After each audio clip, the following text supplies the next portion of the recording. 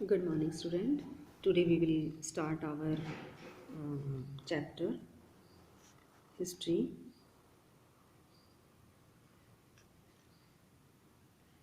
History chapter 5, and the name of this chapter is When People Rebel. ठीक है. And the second part of this video, मतलब जो previous video थी वो आपकी फर्स्ट थी, ये आपकी सेकेंड पार्ट है. ठीक है. देन मैं आपको थोड़ा सा प्रीवियस में आपको बता देती हूँ. प्रीवियस वीडियो में क्या था कि मैंने आपको बहुत सारे जो है वो रीज़न बताए थे कि किस तरह से जो है वो ईस्ट इंडिया कंपनी ने जो है पीजेंट्स की, सोल्जर्स की, देन उसके बाद आपकी नवाब्स की, ज़मींदार की, देन उसके बाद आपके क्या नाम है, मतलब रिलीजन में भी हर मतलब जो कैटेगरी थी आपकी सोसाइटी को, उसको किस तरह से उनकी कंडीशन को मिजरेबल कर दिया था, किस तरह से जो है वो मतलब अनह्यूमन बिहेवियर उनके साथ करते थे, किस तरह से जो है रेवेन्यू कलेक्ट करने का जो प्रोसेस था वो किस तरह से जो है वो अनह्यूमन था, ज़मींदारी सिस्टम किस तरह से जो है वो अफेक्टेड हुआ. देन उसके बाद सोल्जर्स के साथ कैसे डिस्क्रिमिनेशन किया जाता था, सोल्जर्स की क्या कंडीशन थी, किस तरह से उन्हें जो है वो डिस्क्रिमिनेशन को फेस करना पड़ता था. तो बहुत सारे ऐसे रीज़न थे जो मैं आपको प्रीवियस वीडियो में बता चुकी हूँ. देन बच्चे, जो मैंने आपको सेकेंड वीडियो के लिए जो है आपको जो टॉपिक मैंने आपके लिए वो किया है वो है आपका कि रेबिलियन जो था, ये आपका जो रिवोल्ट जो था, आप इसको रिवोल्ट भी बोल सकते हो, वो किस तरह से जो है वो स्टार्ट हुआ था. देखिए बच्चे, आपका मैंने प्रीवियस वीडियो में भी बताया था कि जो है कोई भी आपका रेवोल्यूशन होता है या रिवोल्ट होता है, उसके पीछे जो है वो कॉजेज होते हैं, कारण होते हैं. देन उसके बाद आपका क्या होता है कि वो किस तरह से स्प्रेड हुआ. देन उसके बाद आपका क्या होता है कि उसके क्या इफ़ेक्ट हुए. ठीक है. तो कोई भी है, यानी कि कोई भी रेवोल्यूशन हुआ, उसके क्या कारण है, किस तरह से फैला, देन उसके बाद आपका क्या था, इसका क्या रिजल्ट रहा. तो बच्चे, हम जो पहले जो पार्ट में कर चुके हैं उसका हम फर्स्ट पार्ट कर चुके हैं कि what was the reason behind the 1857 revolt. अब ये जो हमारा सेकंड जो है, इसमें हमारा क्या है कि ये जो रिवोल्ट था वो किस तरह से स्प्रेड हुआ था. ठीक है. किस तरह से ये फैला था ऑल इंडिया में. ठीक है. और किस तरह से जो है लोगों ने, किस तरह से लोग इंस्पायर हुए थे. ठीक है. किस तरह से लोग जो है पीपल जो थे वो आपके बहादुर शाह जफर के को अपना जो है वो क्या बोलते हैं, एम्प्रर मानते थे. और उन्होंने जो है वो ईस्ट इंडिया कंपनी की जो है वो पावर को अभी भी जो है वो एक्सेप्ट नहीं किया था. तो क्या था कि मैंने आपको बताया था कि ये जो आपका रेवोल्यूशन था वो आपका 1 मई 1857 में स्टार्ट हुआ था. ठीक है.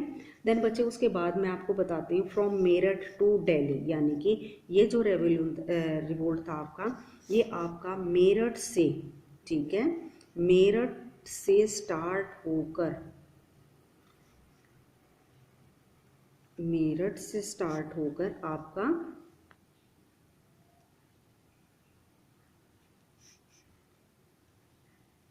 दिल्ली तक ये जो है वो फैल गया था.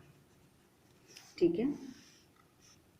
देखिए आपका क्या था कि ये जो था आपका 1 मई 1857 में स्टार्ट हुआ था. देन उसके बाद जो है आपका मेरठ से स्टार्ट हुआ था और दिल्ली तक जो है, या पूरा कह सकते हो कि बहुत सारा जो इंडिया का पोर्शन था, मैं आपको मैप में भी शो करूँगी कि किस तरह से ये फैल गया था. तो बच्चे, अगर हम बात करते हैं ऑन 29 मार्च 1857 को एक यंग सोल्जर्स, यानी कि एक जो सोल्जर्स था, सिपाही था, मंगल पांडे. बच्चे, आपने नाम भी सुना होगा, इनकी फिल्म भी बनी है. तो आप ऐसी जो है जो आपकी पैट्रियोटिक टाइप की जो फिल्म है वो आप देख सकते हो, जिससे कि आपकी हिस्ट्री की जो कंसेप्ट है वो ईजिली क्लियर हो जाए. तो बच्चे, आपका जो 29 मार्च 1857 को मंगल पांडे जो थे,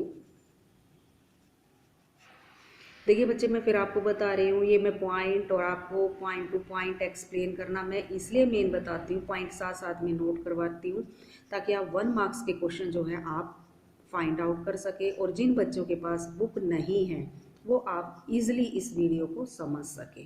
ठीक है, मैं आपको पॉइंट लिख के भी एक्सप्लेन कर सकती हूँ, लेकिन वो बच्चे आपके लिए जो है, आप पॉइंट पॉइंट को रीड कर लोगे, आप नहीं वीडियो देखोगे, इसलिए मैं आपको साथ साथ में पॉइंट लिख के और साथ साथ में एक्सप्लेन करती हूँ, ताकि आपको ईजिली क्लियर हो जाए। जैसे कि आप क्लासरूम में समझते हो, सुनते हो, साथ साथ में एक्सप्लेन जो मैं करती हूँ वो भी सुनते हो।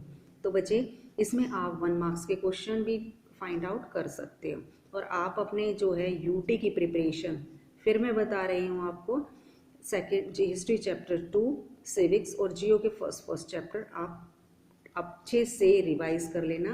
ठीक है, देन उसके बाद आपका क्या था कि ऑन 29 मार्च 1857 को मंगल पांडे को जो है वो was hang to death for attacking his officer in Barrackpore, यानी कि उसे हैंग कर दिया गया था। हैंग मतलब फांसी पर लटका दिया गया था। उसका रीज़न क्या था कि उसके जो ऑफिसर जो थे, बैरकपुर जो छावनी थी, बैरकपुर जो जिस एरिया में वो रह रहे थे, उसने अपने ऑफिसर्स के ऊपर अटैक कर दिया था। देन उसको जो है इस रीज़न के लिए जो है वो आपका हैंग कर दिया गया था उसको। ठीक है, देन उसके बाद कुछ दिनों के बाद, आफ्टर सम डेज, सिपाही of regiment of Meerut refuse to do army drill using the new cartilages which were suspected to being coated with the fat of cow and pig. Second reason, first तो ये था आपका बच्चे, second आपका क्या reason था कि जो सिपाही जो थे, सिपाहीज ऑफ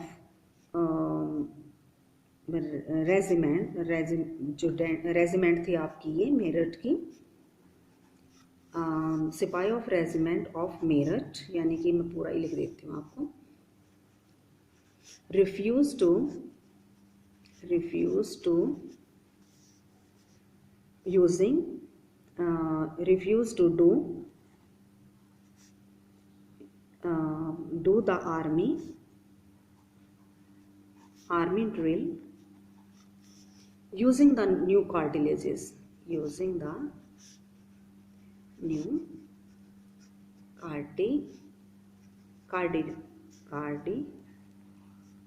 कार्डिलेजेस। ठीक है, यानी कि मेन रीज़न क्या था कि मेरठ की जो आर्मी थी उन्होंने जो है नए जो कार्टिलेज, जो नए कारतूस आए थे, जो नए आपके वेपन्स में यूज़ करने के लिए जो आपके कार्टिलेजेस आए थे, उनको यूज़ करने के लिए मना कर दिया गया था। उसका रीज़न बच्चे मैं आपको बताती हूँ कि जो सिपाही थे वो ये सोच रहे थे कि जो ये कार्टिलेजेस जो बने हुए हैं वो आपकी काऊ और पिग की जो है वो फैट से मिलकर बने हुए हैं, और इन्हें यूज़ करने से पहले इन्हें माउथ से काटना पड़ता था।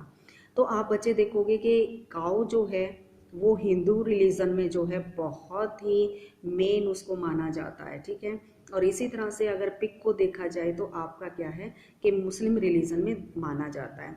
तो दोनों ही रिलीजन को मतलब देखा जाए तो हिंदू अपनी बात पे जो है वो इनको यूज़ नहीं करना चाहते थे काऊ की फैट की वजह से, और जो है आप पिग की फैट की वजह से जो है मुस्लिम जो सोल्जर्स थे वो उनको यूज़ नहीं करना चाहते थे। सो उन्होंने इनको कार्टिलेजेस को जो है यूज़ करने के लिए मना कर दिया था, रिफ्यूज़ कर दिया था। देन उसके बाद आपका क्या था, 85 जो है सिपाही वर डिसमिस फ्रॉम द सर्विसेज, यानी कि इसके बाद जो है ईस्ट इंडिया कंपनी ने 85 जो है सिपाही को जो है आपका डिसमिस कर दिया था। ठीक है, आर्मी से, क्योंकि उन्होंने जो है इनको यूज़ करने के लिए मना कर दिया था। ठीक है, 85 सिपाही dismiss from their services. Then उसके बाद आपका बच्चे जो है on 10th May the soldiers march to jail in Meerut and release to impressment सिपाही, यानी कि जिनको इन्होंने जो है 10 मई को जो है इन्होंने मार्च करना स्टार्ट कर दिया। देखिए बच्चे, आप जो ये मैं बता रही हूँ आप उसको एक स्टोरी की तरह पढ़ोगे। ठीक है, कि 29 मार्च को मंगल पांडे को हैंग कर दिया गया था। देन उसके बाद जो आपके जो रेजिमेंट के जो सिपाही थे, इन्हीं की मंगल पांडे की जो रेजिमेंट थी उसके, उन्होंने रिफ्यूज़ कर दिया था कि आर्मी के जो ड्रिल हैं उनमें जो कार्टिलेजेस हैं वो काऊ और पिग की फैट से बने हैं।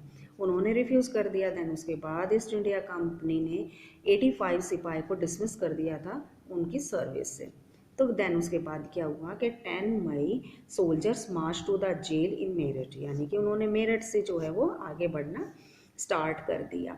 देन उसके बाद जो है building and properties of the British were declare war and फिरंगीज, यानी कि उनको जलाना शुरू कर दिया और इंडियन ईस्ट इंडिया कंपनी के पीपल्स को जो है फिरंगीज जो है वो कहना उन्होंने स्टार्ट कर दिया। फिरंगीज यानी कि इसका मीनिंग अगर देखा जाए तो फिरंगीज का मीनिंग होता है जो फॉरनर्स होते हैं, यानी कि जो बाहर के होते हैं, हमारी कंट्री के नहीं होते हैं। ठीक है।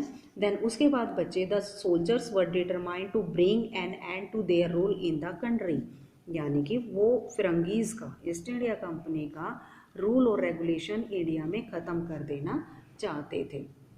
देन उसके बाद द सिपाही of the Meerut rode at night of 10 May to reach the Delhi in the early और नेक्स्ट मॉर्निंग, यानी कि 10 मई को जो है इन्होंने नेक्स्ट मॉर्निंग में, मतलब मॉर्निंग में जो है वो बहादुर शाह जफ़र के जो रेड फोर्ट था वहाँ पर वो गए और उन्होंने डिमांड की उनसे मिलने की। ठीक है। Red Fort where soldiers gather around the wall of the Red Fort, where soldiers gathering around the wall of the Red Fort, यानी कि रेड फोर्ट के चारों तरफ इकट्ठे हुए। वेयर द बादशाह लिव, यानी कि जहाँ पर बहादुर शाह जफ़र रहते थे। And demanded to meet him, उनसे मिलने की जो है उन्होंने डिमांड की। देन उसके बाद आपका क्या था, they force the way into the palace and proclaim Bahadur Shah Zafar as his leader, यानी कि उन्होंने बहादुर शाह जफ़र को अपना जो है लीडर जो है वो डिक्लेयर किया। ठीक है। लीडर जो है वो डिक्लेयर किया कि चाहे ईस्ट इंडिया कंपनी रूल कर रही हो, लेकिन वो फाइनली जो है वो मुग़ल एम्परर को ही अपना जो है वो एम्परर जो है वो मानेंगे। ठीक है। देन उसके बाद द एजिंग एम्परर, यानी कि बहुत ज़्यादा एज का हो चुके थे Bahadur Shah Zafar, had to accept this demand, उनकी इस डिमांड को जो है वो एक्सेप्ट कर लिया। यानी कि बहादुर शाह जफ़र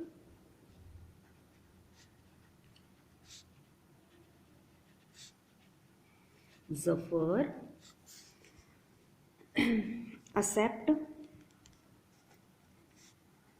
दिस डिमांड, यानी कि उनकी डिमांड को जो है वो एक्सेप्ट कर लिया।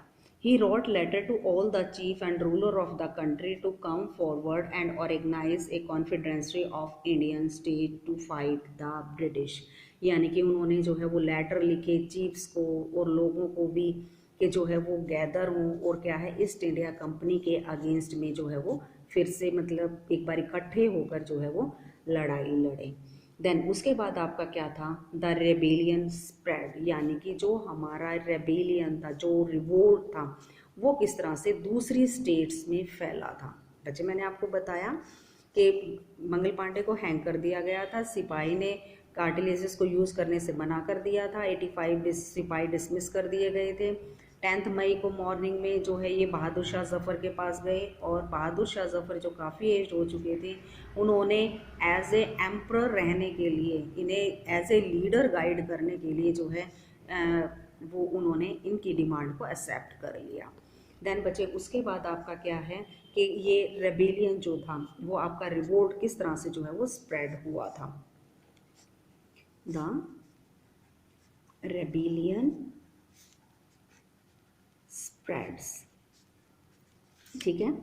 All the people of the town and villages also rose up in rebellion and rallied around local leaders. zamindar chiefs were also prepared to establish their authority and fight to the British, यानी कि जो आपके chief थे, ज़मींदार थे, soldiers थे, या मैंने जितने भी आपको रीज़न बताए, जितने भी आपको मैंने बताए थे स्टार्टिंग में, सभी जो है वो ईस्ट इंडिया कंपनी को जो है वो ख़त्म करना चाहते थे और क्या था कि जो है वो फिर से अपनी पावर को एस्टेब्लिश करना चाहते थे। ठीक है।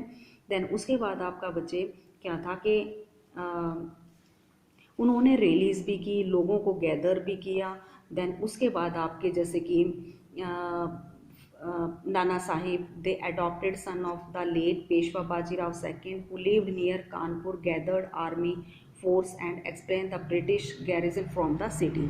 यानी कि अब मैं उन लीडर्स के नाम आपको मेन बताना चाहूँगी जो आपके इसमें इस रिवोल्ट में इन्होंने मेन पार्टिसिपेट किया था। तो आपके जैसे मैंने आपको नाना साहिब का बताया था कि उनके जो एडॉप्टेड सन थे, ठीक है, जैसे कि मैंने आपको बताया था एडॉप्टेड सन जो थे वो आपके थे पेशवा बाजीराव, ठीक है। तो आपके कौन से थे, फर्स्ट मैं आपको बता देती हूँ, पेशवा बाजीराव, ये जो है कानपुर के पास जो है इन्होंने लोगों को इकट्ठा किया, गैदर किया, और क्या था कि इन्होंने जो है वो रिवोल्ट के लिए स्ट्रगल किया। देन उसके बाद इन्होंने खुद को जो है वो पेशवा जो है वो डिक्लेयर किया, पेशवा। देन उसके बाद he declare that he was the governor under emperor Bahadur Shah Zafar. इन्होंने बहादुर शाह जफर के अंडर में रहने का मतलब डिसीजन लिया कि वो उन्हें अपना रूलर मानेंगे और जो है इनके उसमें जो है वो वर्क करेंगे। देन उसके बाद आपका क्या था कि अगर आप लखनऊ की बात मैं अगर करूं तो इसमें थे आपके ब्रिजेश कदर जो थे वो आपके थे लखनऊ के जो थे आपके, ठीक है, लखनऊ में।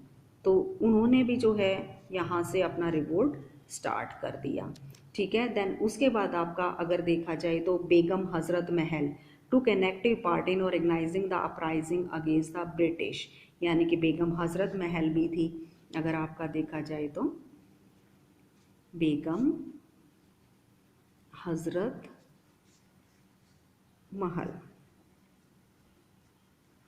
ठीक है। Then to can active part in, और देन उसके बाद आपका मैंने रानी लक्ष्मीबाई का भी आपको बताया था, रानी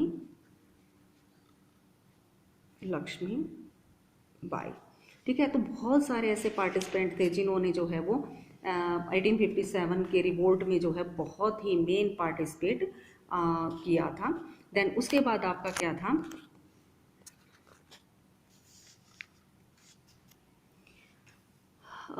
fort the British along with the Tatya Tope and general of the Nawab साहब। अगर मैं एक और नाम लेना चाहूँगी बच्चे आपके, वो थे आपके तात्या टोपे,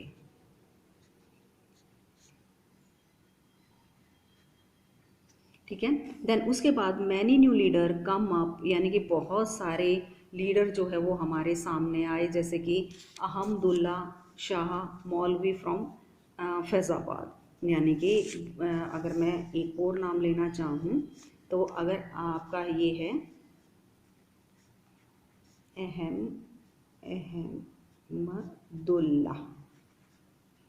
अहमदुल्ला शाह, ये आपके मौलवी थे। मौलवी बच्चे आपको पता है कि जो मुस्लिम रिलीजन को बेटर जो है वो अंडरस्टैंड कर सकते हैं, ठीक है। ये आपके थे फैज़ाबाद के। उन्होंने भी जो है लोगों को गैदर किया, लोगों को इंस्पायर किया ईस्ट इंडिया कंपनी से फोर्ट करने के लिए। In Delhi large number of the गाजीज एंड रिलीजियस वेरियर, यानी कि जो धर्म को बचाना चाहते थे, काजी जो मतलब मुस्लिम रिलीजन को मानते हैं, उन्होंने भी जो है बहुत ही लड़ाई लड़ी। देन उसके बाद आपका जो एक बिहार के रूलर थे, बिहार के आपके रूलर्स का नाम था कन्वर सिंह, जमींदार थे ये आपके, ठीक है, कन्वर सिंह। तो आप ये मैं आपके कुछ जो है वो नाम बता रही हूँ, इनके अलावा बहुत सारे ऐसे लीडर्स थे, ठीक है, जिन्होंने पार्टिसिपेट किया था, ठीक है। तो ज्वाइन द रेबल सिपाही and battled with the British for many month, बहुत महीनों तक जो है ये लड़ाई चलती रही। देन उसके बाद जो है ये तो हमारे जो रिवोल्ट करने वाले थे। देन उसके बाद कंपनी का क्या रहा, कंपनी ने किस तरह से लोगों को ट्रीट किया, ठीक है। तो अब हम जो है वो कंपनी के बारे में बताएंगे, ठीक है। द कंपनी फाइट बैक, जो नेक्स्ट टॉपिक हमारा आएगा, the company fight back.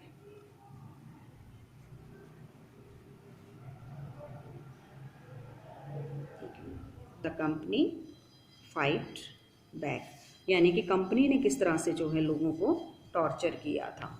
The company decided to repress the revolt with all its might, यानी कि इन्होंने अपना हर जो है वो पॉइंट, या ये कह सकते हो कि अपना हर जो है वो चीज़ जो है वो इम्प्लीमेंट की पीपल्स पे, ताकि इस रेबिलियन को, इस रिवोल्ट को मतलब दबाया जा सके, कम किया जा सके।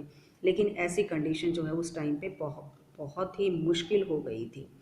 देन उसके बाद आपका क्या था, it bought reinforcement from England, passed a new law that the rebel could be convicted with keys. मतलब क्या था कि ईस्ट इंडिया कंपनी का भी जो है वो प्रेशर पड़ रहा था कि जो है आपका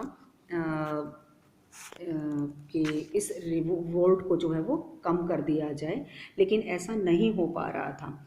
Delhi was recaptured from the rebel force of September, the last Mughal emperor Bahadur Shah Zafar was try in court and, मतलब बहादुर शाह जफर को क्या कर दिया गया कि कोर्ट में लाया गया। देन उसके बाद उनके ऊपर मुकदमा चलाया गया और उनकी वाइफ जो थी बेगम जीनत महल को जो है वो जेल में भेज दिया गया रंगून में, ठीक है, in October 1858, and Bahadur Shah Zafar died in Rangoon jail in November 1862। यानी कि जो कंपनी ने स्टेप उठाया वो आपका ये था कि जो लास्ट मुगल एम्परर थे, the last Mughal emperor sent to jail with his wife and Bahadur Shah Zafar, Bahadur Shah died in Rangoon jail in November 1862. Then after that, Lucknow was taken in March 1858. Rani Lakshmibai was defeated and killed in जून 1858। यानी कि किस तरह से इनको दबाया गया, इनको jail भेज दिया गया और वहाँ पर इनकी डेथ हो जाती है। देन उसके बाद आपका Rani Lakshmibai, Lakshmibai killed in 1858। Then उसके बाद तात्या टोपे जो मैंने आपको बताया,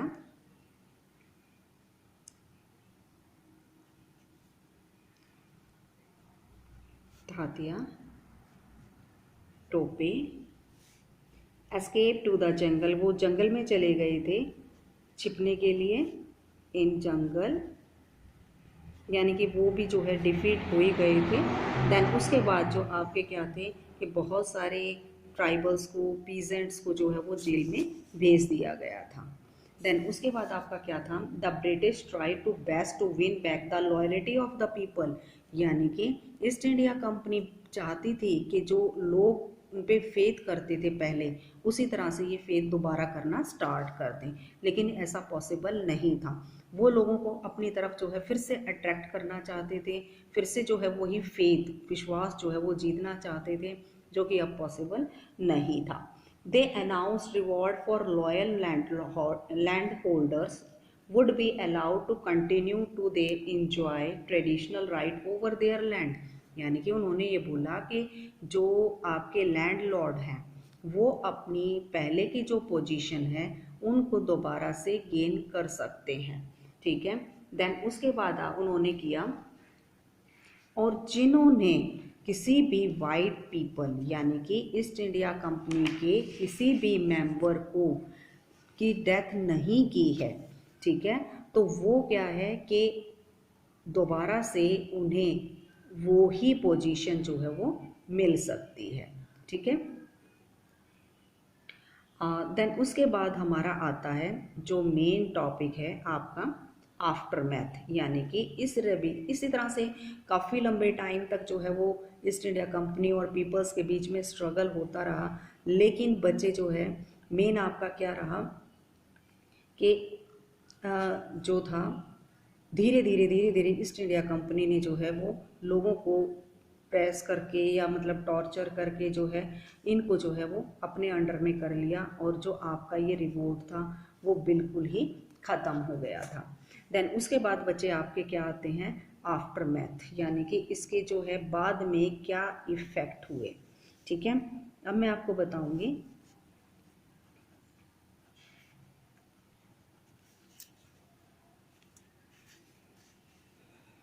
आफ्टर मैथ। ठीक है, यानी कि इसके बाद में क्या इम्पैक्ट हुए।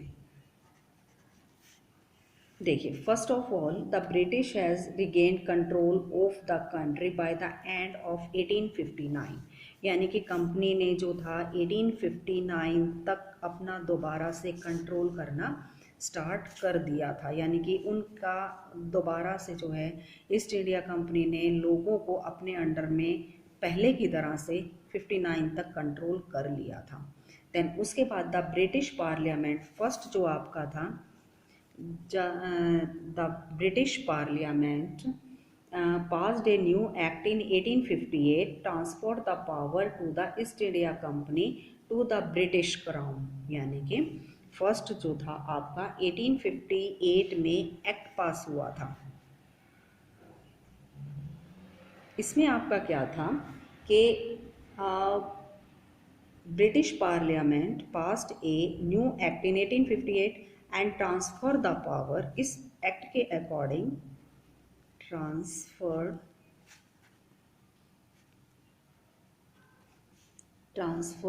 The power of the East India Company to the British crown, यानी कि जो ईस्ट इंडिया कंपनी के जो मेन थे आपके इंग्लैंड में रहते थे उनके पावर में जो है मतलब उनको पावर दे दी गई। अब जो पावर थी ईस्ट इंडिया कंपनी की वो कम कर दी गई थी। ठीक है, देन सेकेंड उसके बाद आपका क्या था, जो governor general of India was given the title of voice Roy, यानी कि वॉइस रॉय जो था आपका, viceroy is a personal representative of the crown, यानी कि वाइसरॉय को जो है मेन भेजा जाता था ब्रिटिश क्राउन की पावर बना के। ठीक है, तो viceroy is a personal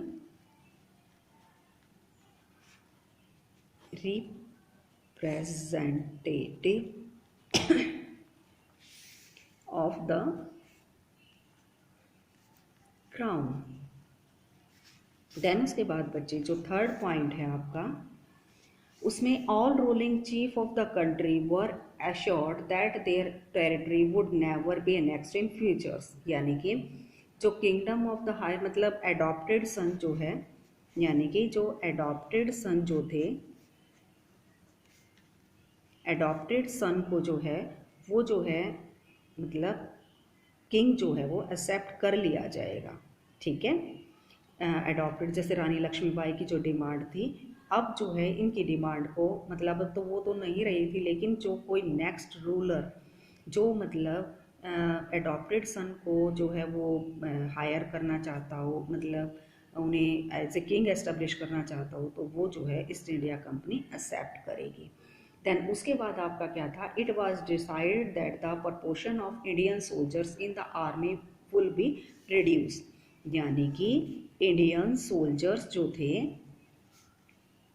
Indian soldiers were reduced in the army, यानी कि देखिए क्योंकि इंडियन जो सोल्जर्स थे ईस्ट इंडिया कंपनी ये मानती थी कि वो इंडियंस लोगों के लिए ही फेथफुल हैं, ना कि ईस्ट इंडिया कंपनी के लिए। तो बच्चे क्या था कि ईस्ट इंडिया कंपनी ने इंडियन सोल्जर्स की जो रेशो थी वो कम कर दी और उसकी जगह आपके जो है गोरखास हो गए, सिख हो गए, पठान हो गए, उनको रिक्रूट किया गया, यानी कि उनको जो है वो भर्ती किया गया। देन उसके बाद जो था, the land and the property of the Muslim was confiscated on a large scale and they treated on the मतलब मुस्लिम को भी जो है एक तरह से देखा जाए तो वो इक्वली राइट जो है वो दिए गए थे। देन उसके बाद जो था, the British decided to respect the customary religion and the social practice of the people of Indian, यानी कि जो हिंदू रिलीजन को, हिंदू जो रिलीजन और उसके जो कस्टम थे, यानी कि उसके जो रीति रिवाज थे, उनको भी जो एक्सेप्ट किया जाएगा, उनको जो है वो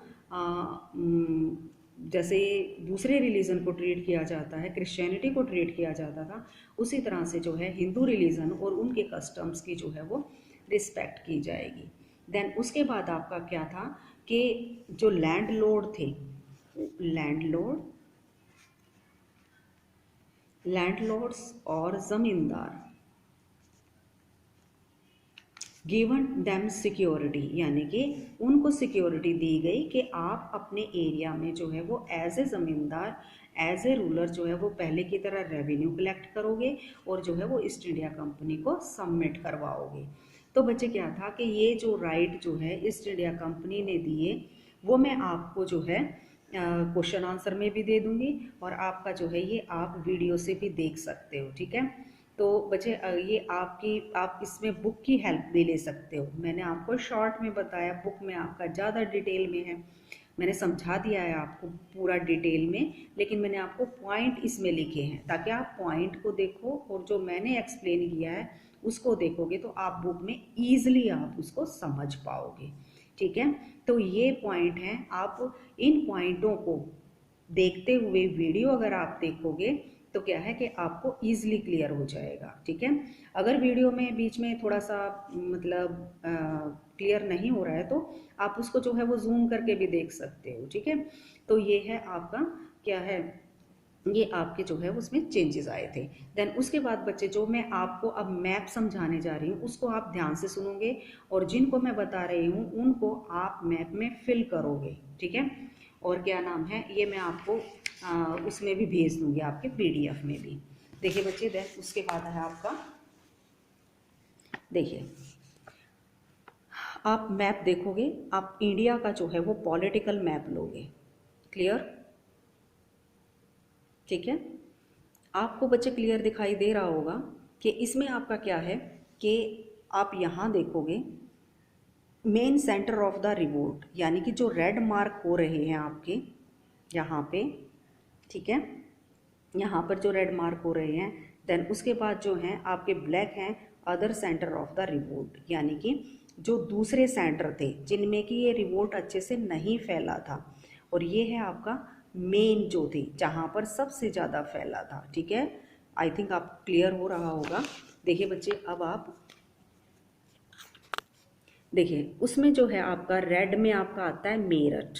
देखिए बच्चे, आप सबसे पहले लोकेशन कैसे देखोगे, जैसे आपका दिल्ली है, यहाँ पर आपका दिल्ली आया, दिल्ली के पास आपको पता ही है कि मैप में दिल्ली कहाँ है, उसके आसपास का जो है वो जगह देखोगे आप, जैसे कि मेरठ हो गया, ठीक है। देन उसके बाद आपका बरेली आएगा, मैं आपको और क्लियर दिखा देती हूँ, ठीक है। दिल्ली, दिल्ली आप फिल करोगे। देन उसके बाद आप मेरठ करोगे, पेपर उसमें आप अपने मैप में ये प्लेस फिल करोगे जो आपके रेड मार्क के दिखा रखे हैं और वाइट में जो है बुक में शो रहे हैं, दिल्ली, मेरठ, देन उसके बाद बरेली, लखनऊ, कानपुर, झांसी, फैज़ाबाद। और मैंने आपको वीडियो में इनके नाम भी बताए हैं कि यहाँ पर कौन कौन जो है वो स्ट्रगल कर रहा था, ठीक है। तो बच्चे, आप ये नाम ना भर के, ब्लैक वाले ना भर के, आप अपने मैप में ये नाम जो है आप फिल करोगे, ओके। आप पॉलिटिकल वाला मैप ले लेना या फिजिकल ले लेना, कोई इशू नहीं है। तो आप इन प्लेस को डायरेक्शन देखते हुए आप मैप में फिल करोगे। अगर आपको कोई प्रॉब्लम आती है तो आप मुझे, मेरे जो मैंने आपको फ़ोन नंबर भी बता रखा है, तो आप उस पर जो है मुझे बता भी सकते हो, आप अपने कंसेप्ट भी क्लियर कर सकते हो, ठीक है। तो बच्चे, आज हमने ये रीड किया, ये था आपका 1857 का रिवोल्ट, जो कि आपका 12th में भी और आगे अगर आप हायर स्टडी में भी करते हो, आर्ट अगर आप लेते हो, तो ये चैप्टर मोस्ट इम्पोर्टेंट है। तो बच्चे, मैं आपको फिर से एक बार वीडियो में बता रही हूँ, पहले आप वीडियो देखोगे, देन उसके बाद आप चैप्टर रीड करोगे, देन उसके बाद आप पीडीएफ नोट करोगे। आप सीधे ही पीडीएफ नोट नहीं करोगे, ये मैं आपको पहले बता रही हूँ। अगर आप सीधे ही पीडीएफ नोट करोगे तो आपको क्वेश्चन क्लियर नहीं होंगे और आपका ये बहुत ही बेसिक चैप्टर है जो आपको करना है। देन उसके बाद बच्चे मैंने आपको 3-4 बार अनाउंस कर चुकी हूँ, आपके 3 चैप्टर जो आएंगे आप उनको बिल्कुल क्लियरली जो है आप उनको रीड करोगे, उनके क्वेश्चन आंसर लर्न करोगे, आप उनको डीपली स्टडी करोगे और आप अपने अच्छे से पीरियोडिक टेस्ट की प्रिपरेशन करोगे। Thank you. अगर कोई प्रॉब्लम आती है तो then you can call me.